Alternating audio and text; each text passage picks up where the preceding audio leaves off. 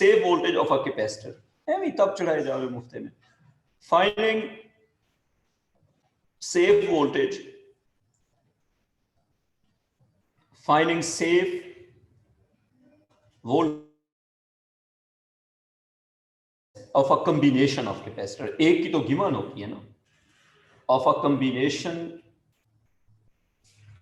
of capacitor. नजर इफ्रा कहाँ पे? सर मैं घर आ गई थी. अच्छा. मैंने आपको अकेडमी में देखा था ना, मैं इसलिए पूछ रहा हूँ. जी सर, वो मैं घर आ गई. अब जो बात है वो ये है कि finding save voltage of a capacitor. इसमें पहली बात यह है कि कैपेसिटर की शक्ल किस, उसके अंदर एक सिलेंडर की तरह का होता है. इसकी 2 टांगें होती है, और जिसकी 3 टांगें होती है वो कैपेसिटर नहीं होता, वो ट्रांजिस्टर होता है. तो इसकी 2 टांगें होती हैं. तो ये जो सिलेंडर, रोक तो जाओ ना, इस तरह बना लो. इस तरह की चीज जिसकी 2 टांगें होती हैं नीचे से यूं, ये होती है कैपेसिटर. ठीक है. तो ये फिजिकल शेप है कैपेसिटर की. किसी भी कैपेसिटर पे 2 चीजें लिखी होती हैं. इस पे लिखा होगा 2 माइक्रोफैरड, और दूसरा लिखा होगा, फर्ज करें जी, इस पे लिखा होगा 100 वोल्ट. फर्ज करो, ठीक है. अब ये क्या बता रहा है? ये 2 माइक्रोफैरड क्या है और ये 100 वोल्ट क्या है? बेटा ये जो 2 माइक्रोफैरड है ये उसकी कैपेसिटेंस है. 2 माइक्रोफैरड इज द कैपेसिटेंस. आसान जबान में इसकी एक प्लेट पे कितना चार्ज आएगा for 1 volt of potential difference. तो ये जो इसका 2 माइक्रोफैरड है, इट इज द कैपेसिटेंस. लिख दिया कैपेसिटेंस. और इसका जो 100 वोल्ट है वो है 100 volt is the safe voltage. इतना कर सकते हैं. हाँ जी. तो इसका 2 माइक्रोफैरड है कैपेसिटेंस और 100 वोल्ट है इसका सेफ वोल्टेज. कैपेसिटर करता क्या है? कैपेसिटर करता ये है कि एनर्जी स्टोर करता है बाय डिस्ट्रीब्यूटिंग चार्जेस. ठीक है, लिख दी यहां तक बात. अब अगर इसके मैं क्लास के एंड में पूछ लूंगा, वो थोड़ा सा रिलेटेड नहीं है इसके सवाल. गो ऑन, कोई मसला नहीं, पूछो. सर वो वैसे कैपेसिटर के यूसेज के रिलेटेड था, तो इसे मैं कह रहा हूँ बाद में पूछ लूंगा. हाँ, अभी इससे रिलेटेड पूछो ना. अच्छा देखो, अब एक चीज है सेफ वोल्टेज, एक चीज है कैपेसिटेंस. अब सेफ वोल्टेज को हम डिफाइन करते हैं कि इसका मतलब क्या है. लिखो, सेफ वोल्टेज का मतलब क्या है. सेफ वोल्टेज होती है जी सबसे बड़े कितने वोल्ट्स हम सेफली लगा सकते हैं. उससे ऊपर लगाएंगे तो फिर कैपेसिटर डैमेज हो जाएगा. डैमेज होने का मतलब क्या है? तो सबसे पहले लिखो, सेफ वोल्टेज होती है maximum voltage, maximum voltage, maximum voltage that can be maximum voltage that can be applied safely, that can be applied safely across, that can be applied safely across a capacitor. तो क्या होता है जी? Maximum voltage that can be applied safely across a capacitor, it is called the safe voltage. अगली बात, अगर इससे बड़ी वोल्टेज लगा दें फिर क्या होगा? फिर जो कैपेसिटर का इंसुलेटर होगा उसके कोवेलेंट बॉन्ड ब्रेक हो जाएंगे. उसको कहते हैं इलेक्ट्रिकल ब्रेकडाउन. क्या कहते हैं? Electrical breakdown. ये आपके पेपर में भी सवाल था. हाँ, तो इसका लिखो कि अगर फर्ज करें हम सेफ वोल्टेज से बड़ी वोल्टेज लगा दें. लिखो, if potential difference across the capacitor, if potential difference across the capacitor is greater than, बड़े जल्दी आ गए हो, is greater ये 2 बच्चे मैं लाया हूं. then the कमीशन मिल जाएगा. कमीशन मिल जाएगा. अच्छा देखो, if a potential difference across the capacitor is greater than the safe voltage ये माइक बंद करके ना तुम एक और कहानी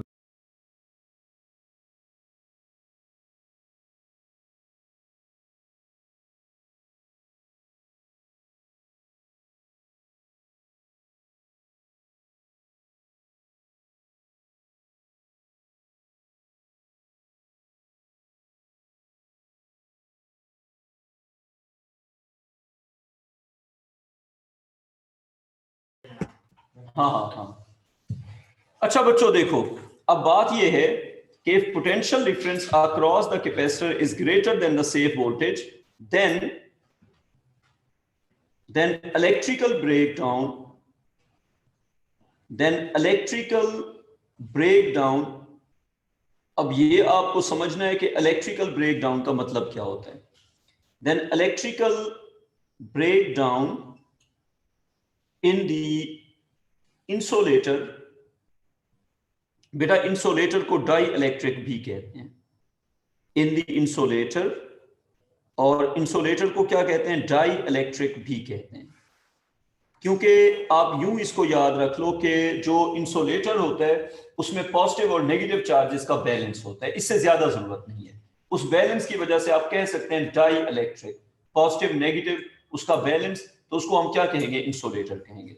तो if potential difference across the capacitor is greater than the safe voltage, then electrical breakdown in the insulator dielectric will occur. इसका मतलब क्या है, कोई भी इंसुलेटर बिजली इसलिए कनेक्ट नहीं करता कि उसके अंदर होते हैं कोवेलेंट बॉन्ड्स। अगर आप इतनी बड़ी वोल्टेज लगा दें, कोवेलेंट बॉन्ड्स ब्रेक हो जाएं। आप मुझे ये बताएं, इस दीवार को धक्का मार के हम मूव क्यों नहीं कर सकते? क्योंकि इसके नीचे से फ्रिक्शन है। हम तो मूव नहीं कर सकते, बिल्डोजर मूव कर सकते हैं। तो अगर वोल्टेज बिल्डोजर की तरह की हो, बंदा मूव नहीं कर सकता ना। 10 वोल्ट से इंसुलेटर कनेक्ट नहीं करता, 1000 वोल्ट लगा दो, 10,000 वोल्ट लगा दो, एक पॉइंट तो आएगा ना जहां पे आपका जो इलेक्ट्रिकल वोल्ट है वो कोवेलेंट बॉन्ड की फोर्स पे ओवरकम कर लेगा। देखें, कोवेलेंट बॉन्ड के थ्रू जो इलेक्ट्रॉन्स हैं दे आर फिक्स। अब अगर आप ऐसा करें कि आप इतने बड़े वोल्ट लगा दें कि आपका जो इलेक्ट्रिक फोर्स है वो कोवेलेंट बॉन्ड की फोर्स पे ओवरकम कर ले, तो क्या होगा, कनेक्शन स्टार्ट हो जाएगा या नहीं हो जाएगा? आपकी जो वोल्टेज है वो अपनी डायरेक्शन में चार्जेस को पुश कर रही है, जबकि कोवेलेंट बॉन्ड जो है उसने उसको पकड़ के रखा हुआ है। तो जो ही हम एक वोल्टेज लगाएंगे जो कि सेफ वोल्टेज से ज्यादा होगी, तो कोवेलेंट बॉन्ड ब्रेक होना शुरू हो जाएंगे। तो आप लिखेंगे कि इलेक्ट्रिकल ब्रेकडाउन क्या होता है, लिखो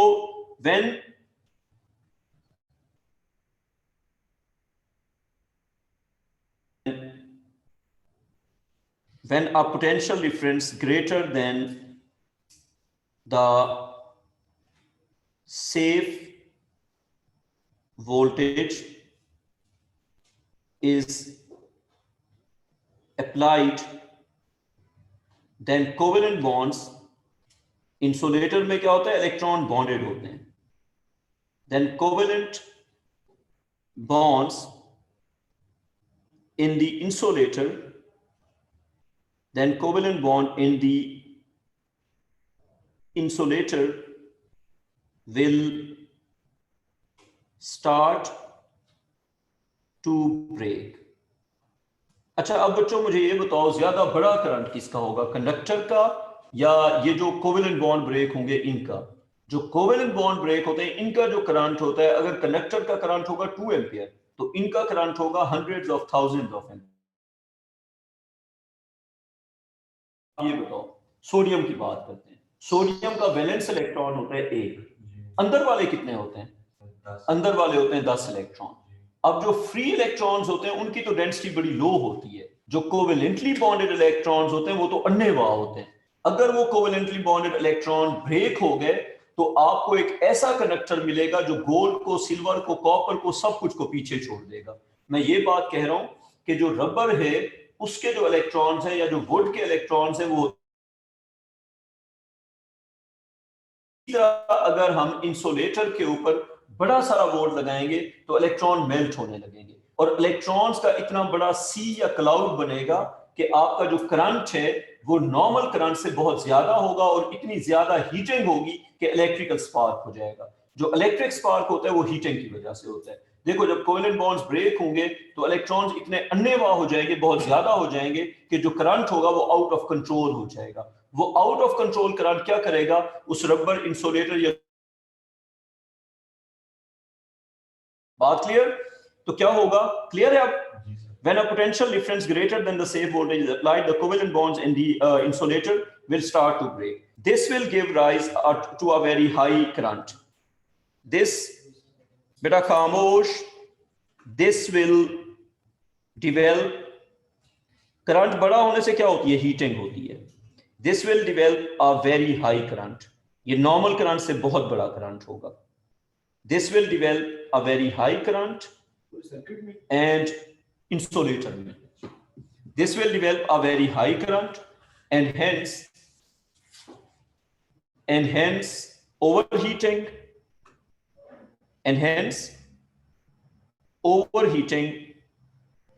that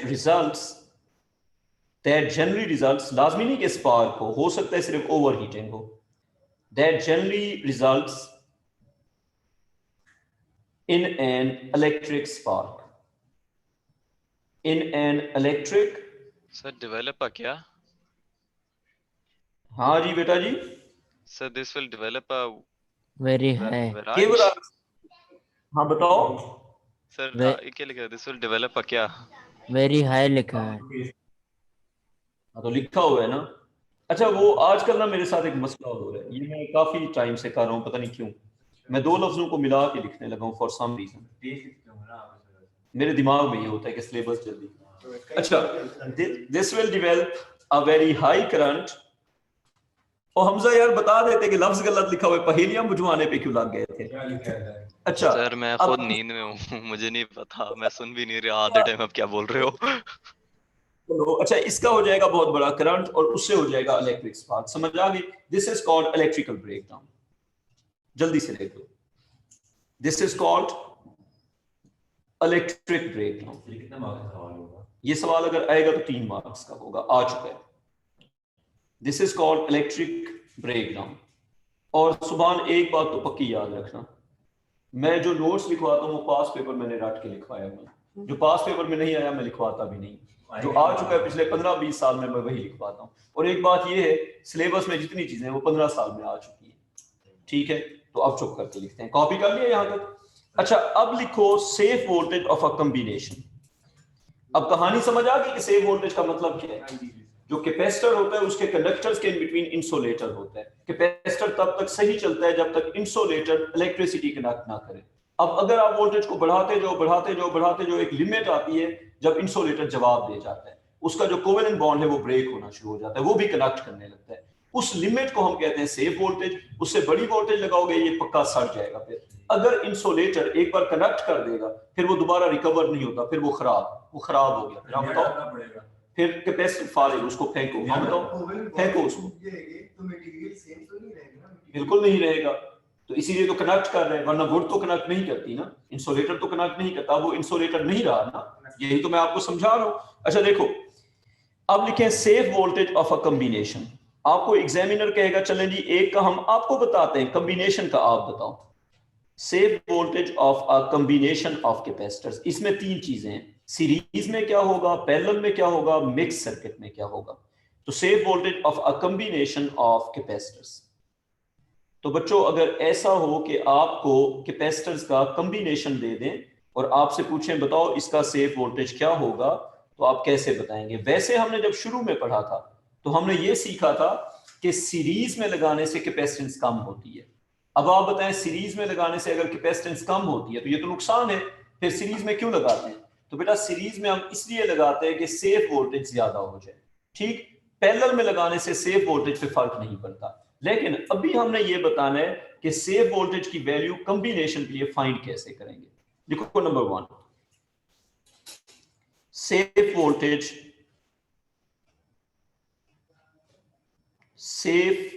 voltage of a parallel combination. ये आसान है तो मैं पहले करवा रहा हूं।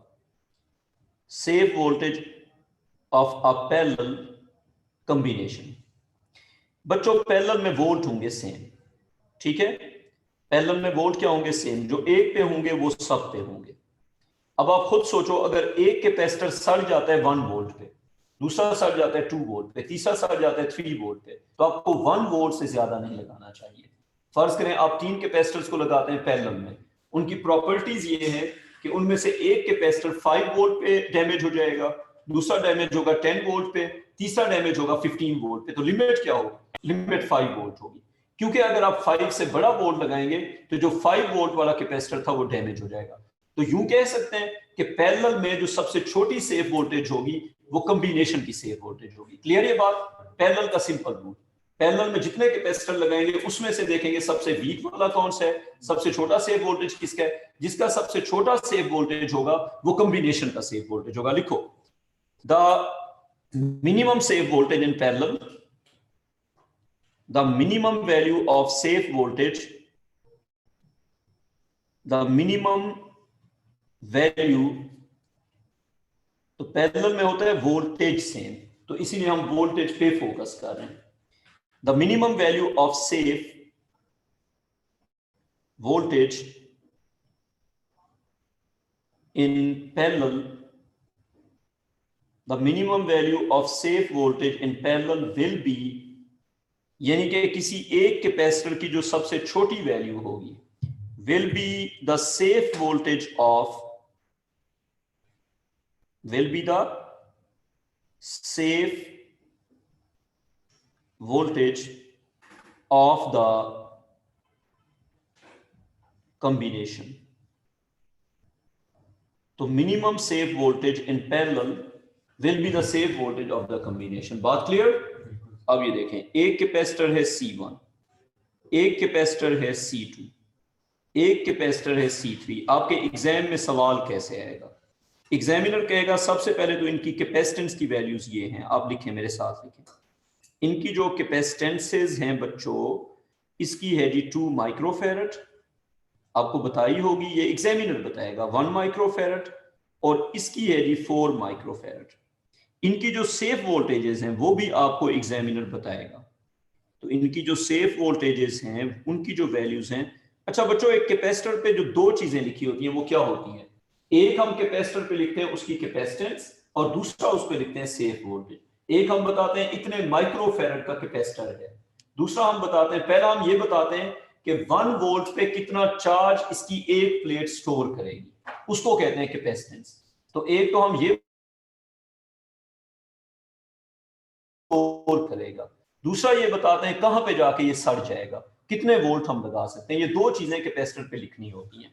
अब वी सेफ जो है इन कैपेसिटर्स का वो है बेटा जी, इसका था 5 वोल्ट, इसका था 3 वोल्ट, इस वाले का था 1 वोल्ट।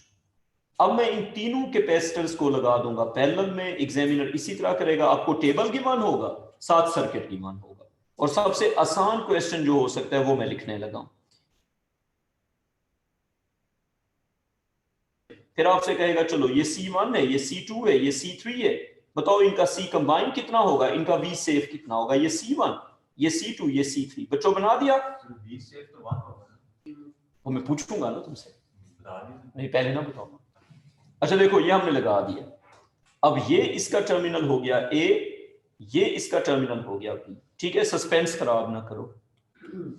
अब आप बताएंगे कि A और B के इन बिटवीन कंबाइंड कैपेसिटेंस कितनी होगी। हाँ जी बच्चों बताओ, देखो A part, find C combined between A B। Riyan सवाल समझ आ गया, यानी कि A B के इन बिटवीन कैपेसिटर्स लगे हुए हैं, उनका आप बताएं C कंबाइंड, और इनकी क्या वैल्यूज हैं जी हर एक की, 2 माइक्रोफेरेड, 1 माइक्रोफेरेड, 4 नहीं सीधा जमा, पैरेलल में हम सीधा ऐड करते हैं, कोई 7 मतलब कोई फार्मूला नहीं है, सीधा ऐड होता है। तो पैरेलल में जो C कंबाइंड होता है उसको हम सीधा सीधा क्या करते हैं बच्चों, ऐड करते हैं। तो ये हो जाएगा C combined is equal to इसके 2, इसका 1 और इसके 4, तो 2 और 1 3 और 4 7। तो बच्चों ये हो जाएगा 7, और इसका यूनिट क्या हो जाएगा, माइक्रोफेरेड। अंडरस्टूड और not understood? Very well understood. अच्छा अब आगे चलते हैं, बी पार्ट पे आ जाओ। बी पार्ट पे लिखो what is the maximum voltage. हो सकता है एग्जामिनर ये ना कहे कि बी सेफ बताओ, वो कहानी लिख दे, तो ये समझनी है बात। What is the maximum voltage, what is the maximum voltage that can be applied safely,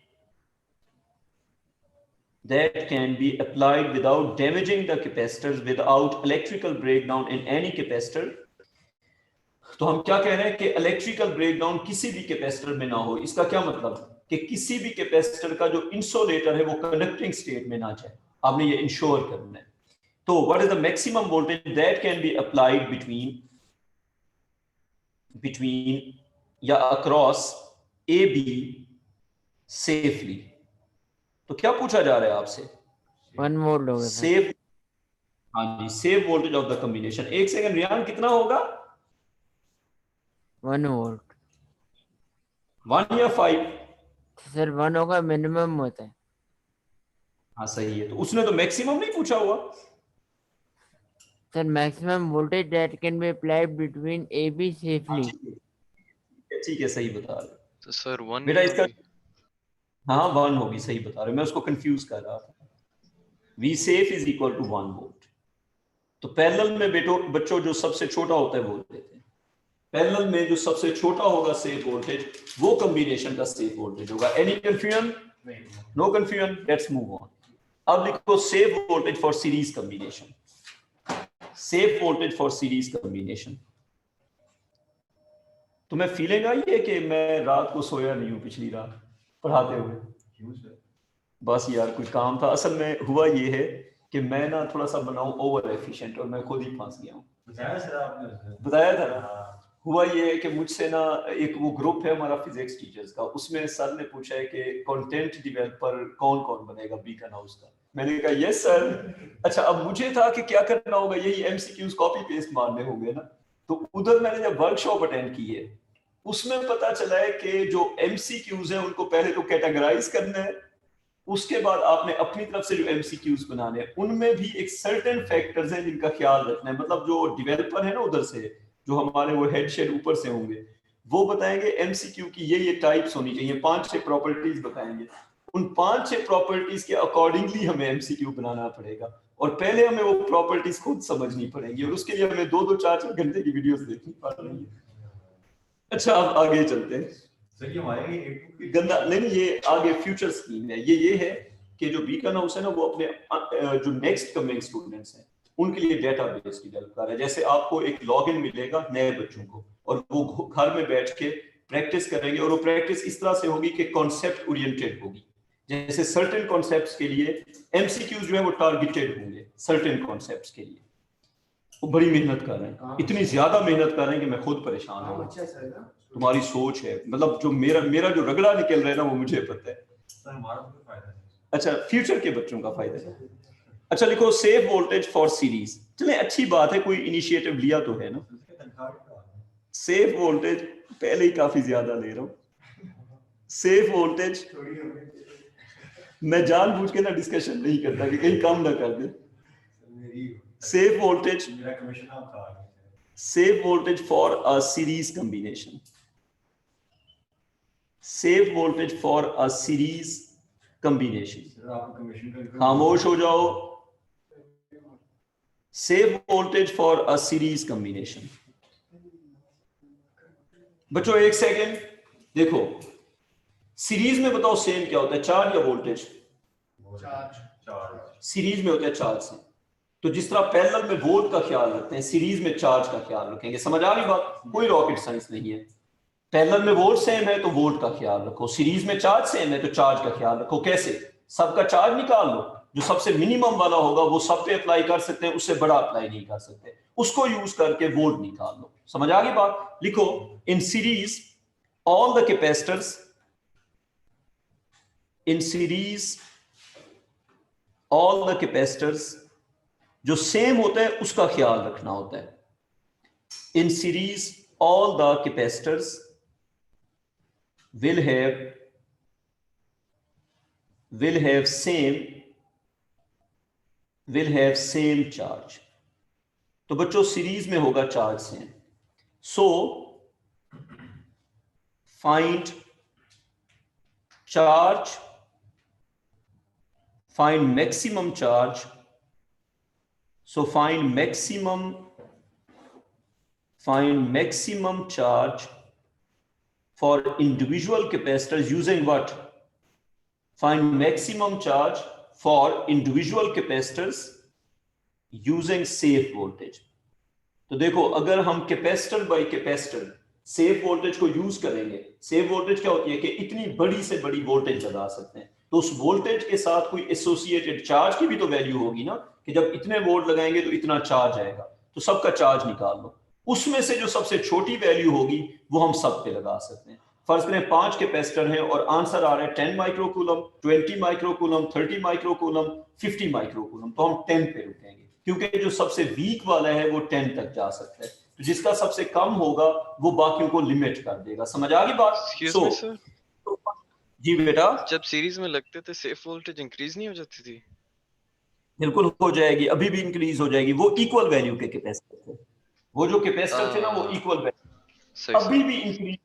लेकिन अब जो कैपेसिटर्स हैं वो डिफरेंट वैल्यू के हैं, तो हमें ये ख्याल करना पड़ेगा कि कहीं ये ना हो कि हम एक कैपेसिटर को फॉलो करते हुए दूसरे को डैमेज कर दें. फर्ज करें अगर हम सीरीज में 3 लगाते हैं, एक का सेव वोल्टेज है 1 वोल्ट, दूसरे का है 5 वोल्ट, तीसरे का है 10 वोल्ट, तो हमें देखना पड़ेगा तीनों के लिए सेव कितना है. समझ आ गई बात? तो उसका फिर ये मेथड होगा. हम देखेंगे कि 10 वोल्ट वाला कितना चार्ज ले सकता है, 5 वोल्ट वाला कितना चार्ज ले सकता है. हमजा वो तो था जब सब आइडेंटिकल कैपेसिटर हैं, जब सब आइडेंटिकल एक जैसा नहीं होगा फिर तो ऑटोमेटिकली बढ़ जाएगा, लेकिन जब सब डिफरेंट वैल्यू के कैपेसिटर हैं तो वहां पे हमें देखना पड़ेगा कि क्या इफेक्ट होगा. तो find maximum charge for individual capacitors and apply. कौन सा वाला अप्लाई करेंगे, सबसे छोटे वाली वैल्यू या सबसे बड़े वाली value? And apply the smallest value of, and apply the minimum और the smallest value of the safe charge,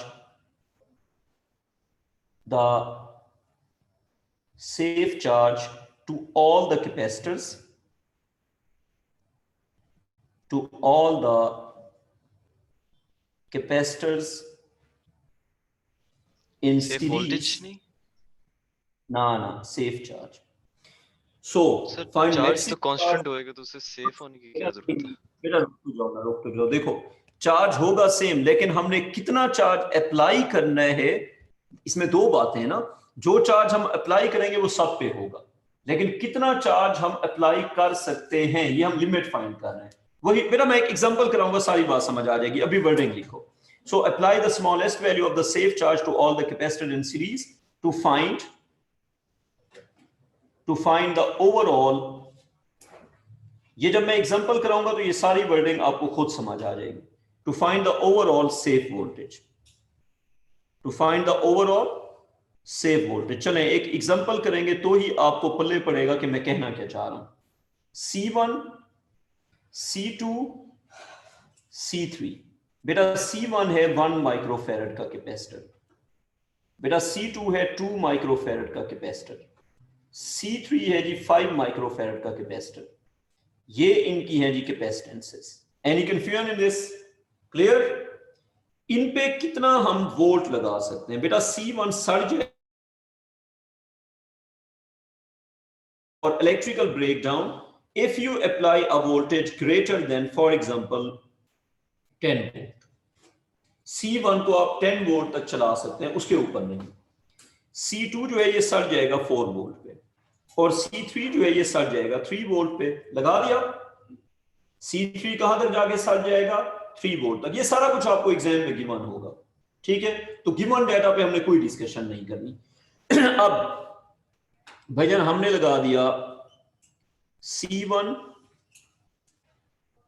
C2 और C3 को सीरीज में. ये भाईजान C1, ये भाईजान C2 और ये भाईजान C3. कोई कंफ्यूजन है इसमें? अच्छा, अब ये पॉइंट है A, ये पॉइंट है B. एग्जामिनर पूछेगा क्या?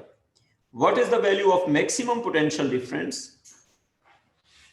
what is the value of maximum potential difference that can be what is the value of maximum potential difference that can be applied safely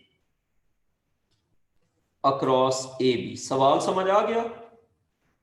अच्छा, जो हम शुरू में हमने डिस्कस किया था ना, उसमें सारे कैपेसिटर सेम वैल्यू के होते थे। अब ये डिफरेंट कैपेसिटर्स हैं, तो इसका एक पूरा मैकेनिज्म है, वो ये कि सीरीज में चार्ज होगा सेम। अब आपने ये देखना है C1 में हम कितना चार्ज C1 पे लगा सकते हैं, C1 कितना चार्ज होल्ड कर सकता है, C2 कितना चार्ज होल्ड कर सकता है, इन सब का सेफ चार्ज फाइंड करो। समझ आ गई बात? सीरीज में आपने फाइंड करना है सबका सेफ चार्ज। हमजा भाई, आपको ये बात समझ आ गई? जी सर। अगर हाइकिंग पे जाते हो, मैं भी आपके साथ हूं, तो अगर मैं जा सकता हूं 1 किलोमीटर, जवान लोग सारे जा सकते हैं 10 किलोमीटर, तो आपको 1 किलोमीटर पे रुकना पड़ेगा। समझ आ गई बात? जो सबसे वीक वाला बंदा होता है उसके हिसाब से बाकी अपने आप को क्या करते हैं, लिमिट करते हैं। अब फर्ज करें आप 3 पाइप जोड़ देते हैं साथ साथ, उनमें से 2 पाइप स्ट्रॉन्ग है, 1 पाइप वीक है, तो प्रेशर का किसके हिसाब से ख्याल रखोगे, वीक वाले के हिसाब से या स्ट्रॉन्ग वाले के हिसाब से? वीक वाले के हिसाब से। पता करने जाते हो तो पता है आगे से इतनी कोच पड़ेगी, तो सबसे जो कमजोर वाला बंदा होगा उसको देखोगे ना, वो मार्शल गया फिर। अच्छा, आगे चल, क्या? चुप करके लिखो। अच्छा देखो, अब Q सेव जो है इसका वो होगा, अजीब एग्जांपल थी, Q is equal to C, Q is equal to sir जो है ना पढ़ा करने जा रहे हैं। चुप करो, कैपेसिटेंस ऐड नहीं करनी इसमें। रुक तो जाओ ना, ये तो लिखो ना, Q is equal to C। ठीक है, इनके सब के देखो सेफ चार्ज कितने हैं। 1 into 10 कितना आ गया? 10 microcoulomb. Very good. 2 into 4 8 microcoulomb. 5 into 3 15 microcoulomb. अब मुझे ये बताओ, 10 माइक्रोकूलम, 8 माइक्रोकूलम, 15 माइक्रोकूलम। अब ये बताओ, अगर हम इन सब पे लगा दें 10 माइक्रोकूलम, तो कौन से कैपेसिटर सड़ जाएंगे? जल्दी से बताओ। C2। लगाएंगे 10 तो C1 को कुछ नहीं होगा, 10 पे C1 बच जाएगा, C3 भी बच जाएगा, 10 पे C2 सड़ेगा। 10 पे कौन सा सड़ेगा? C2 वाला। अच्छा, अगर इन पे लगा देते हैं 15, फिर क्या होगा? 15 लगाएंगे तो C3 नहीं C1 सड़ेगा, C2 सड़ जाएगा। C1 डैमेज हो जाएगा। अगर लगाते हैं 8, तो सारे जो है वो काम करते रहेंगे। समझ आ गई बात? 8 microcoulomb is the maximum value that we can apply। तो हम केयर किसकी करेंगे? C2 वाले कैपेसिटर की। सुभान, क्लियर अब ये बात? अच्छा, अब देखो, अब एक सेकंड सिर्फ रुक जाओ। अब अगला स्टेप क्या होगा? चाहिए तो हमें वोल्ट है ना, अब हम कहेंगे इस पे भी लगाएंगे 8 माइक्रोकूलम, इस पे भी लगाएंगे 8 माइक्रोकूलम, इस पे भी लगाएंगे 8 माइक्रोकूलम, यानी कि C2 जब पूरा भर जाएगा तो बाकियों को हम आधा आधा छोड़ देंगे, कहीं C2 खराब ना हो जाए। समझ आ गई बात? फिर से सुन लो, 3 है बर्तन, C2, C1 और C3। C2 पूरा भर जाता है 8 के साथ, C1 जो है उसकी कैपेसिटी 10 की है, और C3 जो है उसकी कैपेसिटी है 15 की। लेकिन कंडीशन ये है कि तीनों में इक्वल इक्वल भरना है।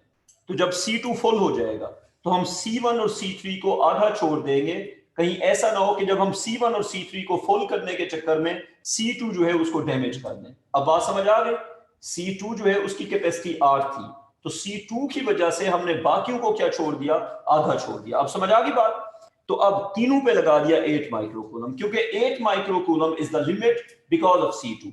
अब आप मुझे बताएं C1 का कैपेसिटेंस कितना था? 1 माइक्रोफैरड। C2 का बताओ? 2 माइक्रोफैरड। C3 का बताओ? 5 माइक्रोफैरड। क्या इन वैल्यूज को यूज करके हम वोल्ट निकाल सकते हैं? वोल्ट का क्या फॉर्मूला होता है बताओ जरा? वोल्ट का फॉर्मूला होता है V is equal to V होता है Q ओवर C।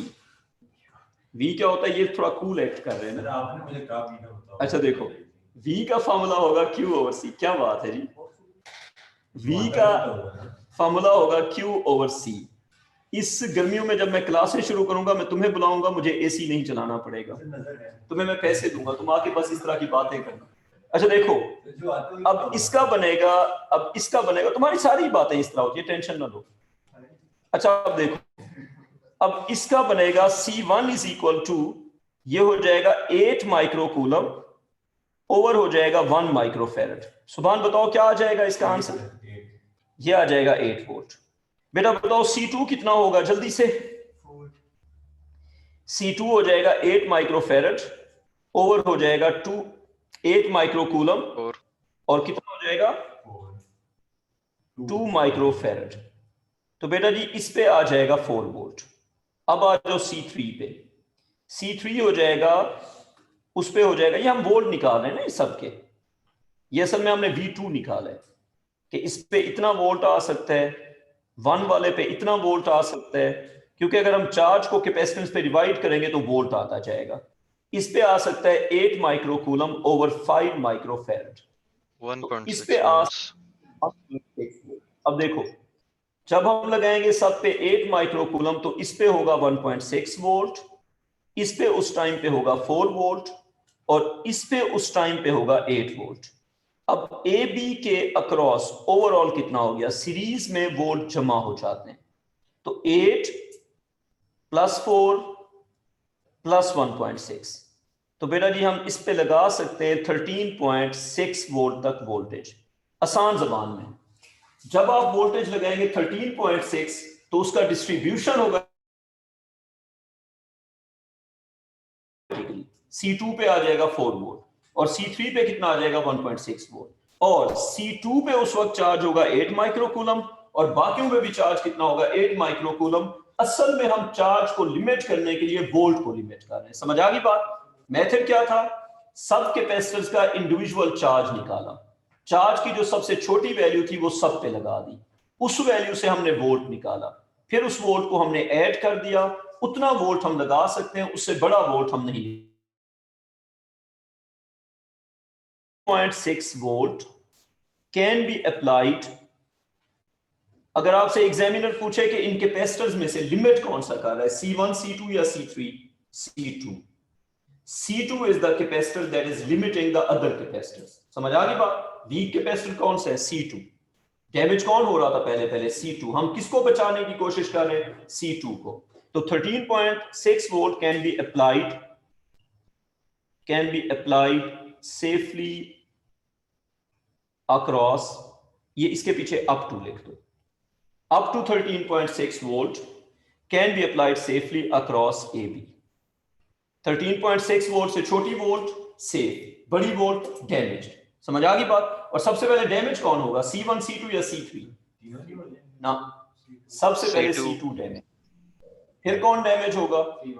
फिर डैमेज होगा नहीं C1 होगा, सबसे पहले C1 डैमेज होगा, सॉरी C2, सबसे पहले C2 डैमेज होगा, फिर C1 डैमेज होगा, फिर आखिर में C3 डैमेज होगा। सबसे सेफ C3 है। समझ नहीं आया जी बेटा, बेटा आप नीड किया करो ना, बताया अगर सारों को ऐड किया 13.6 इसके बाद ठीक है, तो 13.6 वोल्ट हम लगा सकते हैं, जो वोल्ट आ जाएगा, यानी कि 13.6 वोल्ट की बैटरी लगाओगे तो कोई कैपेसिटर सड़ेगा नहीं। जो हमने वैल्यू फाइंड की है, देखो जब आप 13.6 लगाओगे तो कैपेसिटर्स के हिसाब से वो इसी तरह डिस्ट्रीब्यूट हो जाएगी, 8 इस पे आ जाएगा, 4 इस पे आ जाएगा, 1.6 इस पे आ जाएगा। ना सड़ जाएगा। अगर हम ज्यादा लगाएंगे तो जब वोल्ट ज्यादा होंगे तो चार्ज ऑटोमेटिकली ज्यादा हो जाएगा, और जब चार्ज ज्यादा हो जाएगा तो C2 सड़ जाएगा। ठीक है, अब आप लोग भाग सकते हैं। रियान मैं कॉल बंद कर रहा हूं ताकि तुम रिकॉर्डिंग लगा सको।